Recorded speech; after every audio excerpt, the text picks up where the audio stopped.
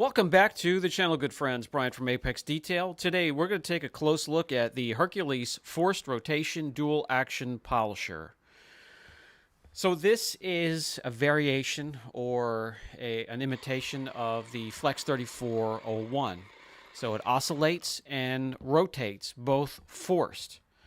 And we're going to have the 3401 Flex next to us nearby so we can compare now and again. We're going to be bringing up pros and cons, just as we always do on the channel here, of tools and products.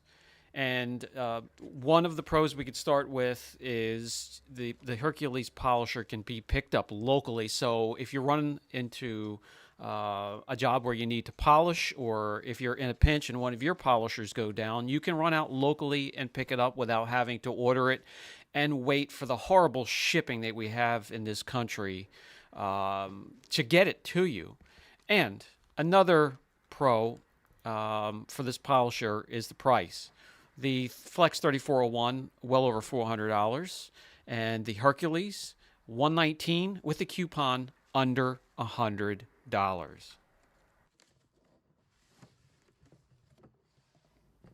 Unboxing. In the kit, you get the polisher itself, an awesome 25-foot cord, a soft cord, which is really good to see. You get an Allen key and the directions, and you get two caps for if you want to remove the platypus handle. Two things that aren't in there that will bring up the first con: no replacement brushes. Also, it comes with a 6-inch backing plate, so you need 6-inch pads. I don't like those types of pads. If they want to turn it into a really impressive kit, send along a 5-inch backing plate as well, and an extra set of brushes. Also, the tactile feedback on the dial is terrible. I would love to have some nice, satisfying clicking going on. It just feels like it's plastic on plastic.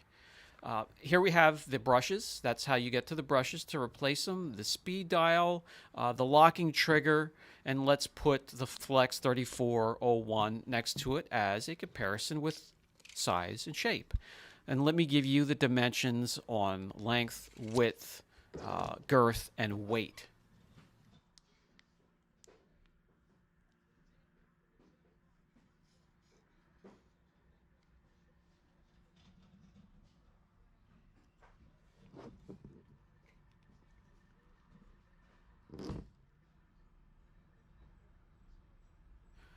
When it comes to weight, the Hercules is slightly lighter than the 3401, which is good to see.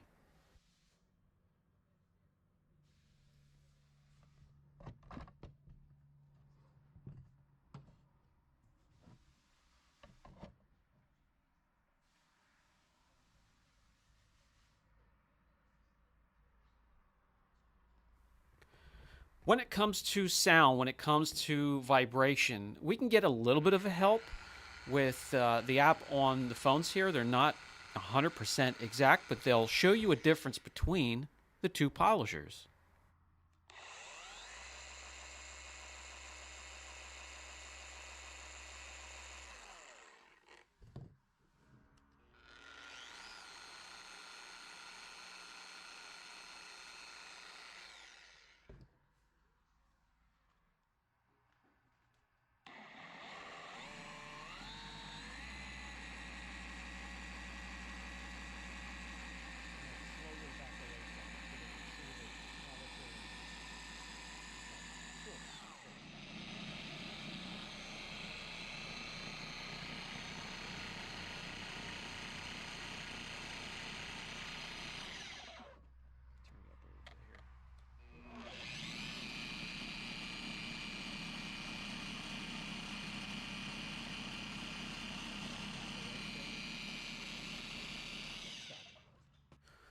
When looking at the numbers, the Flex may seem a bit more fine-tuned. Using the two polishers, however, it's hard to tell the difference.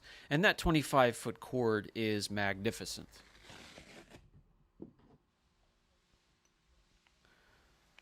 Let's get a little bit of a closer look at the Hercules. If we start to take the backing plate apart and remove that, loosen it up, separate it, you'll see that the gears are similar to the 3401. You do need to keep this area well lubricated. Me personally, I would be replacing this with Wolf Heads Red, both in this area and in the gearbox. And all you need to do is remove these 3 screws here, Phillips heads, to get to the gearbox. Let's start to tear this thing down and take an even closer look. When we have the gearbox apart, you'll see that that is packed with that junky factory grease. They'll try to tell you that that's the grease that is spec'd for that machine. Well, they can keep it. I'd rather have my own in because it runs smoother, it runs cooler, and the machine will last much longer with it. Time to take a look at the business end of the polisher. This is the motor. Some things I like, some things I don't. I don't like to see the mess on the laminations here. That's splatter from the coating on the field winding. A little bit sloppy, but I love to see the coating on the field windings. I also love to see this epoxy that holds together the field windings where it's attached to the commutator. Vibration can knock those loose, shorten the polisher. Sealed bearings. I'm going to take a look and investigate if these are the good Japanese bearings. We shall see. I love the directional fan to keep the polisher cool while the motor is running. And the laminations are nice and clean cut. If you want to change out your brushes, had they sent an extra set, all you'd have to do is remove these caps, pull out the brushes, and slide in the new ones. Hopefully new ones can be ordered.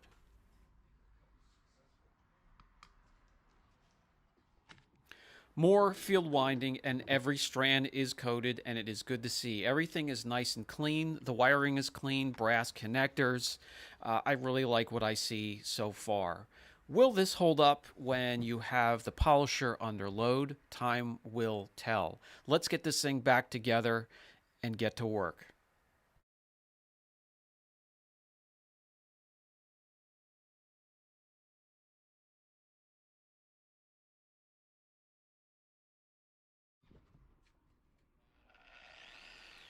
It also would be wonderful if they could get this thing to spin clockwise. It spins counterclockwise like the 3401, so it takes a bit of muscle memory to get used to.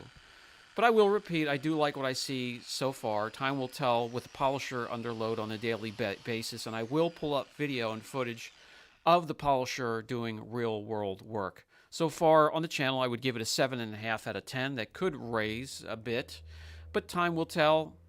And that will do it for this video. This has been Brian from Apex Detail. Catch you in the next one.